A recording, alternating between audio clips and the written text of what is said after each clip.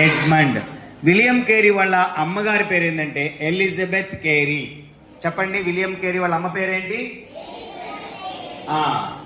Elizabeth అనేది ఒకటి చెప్పండి చాలు. విలియం కేరీ వాళ్ళ అమ్మ పేరేంటి? ఎలిజబెత్. వాళ్ళ నాన్న పేరేంటి? ఎడ్మండ్.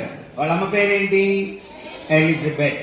విలియం కేరీ ఎప్పుడు పుట్టాడంటే ఆగస్టు నెల 17వ తారీఖున.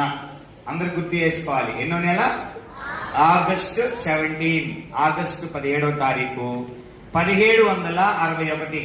1761. వింటున్నారా? విలియం కేరీ ఏ సంవత్సరంలో పుట్టాడు? సంవత్సరం 1761. అందరు చెప్పండి, 1761. ఇప్పుడు చెప్పాలి, విలియం కేరీ ఏ సంవత్సరంలో పుట్టాడు? 1761. ఏ నెలలో పుట్టాడు? ఆగస్ట్. ఏ రోజు పుట్టాడు? 17వ తారీఖున పుట్టాడు. గుర్తుంటుందా మీ అందరికీ?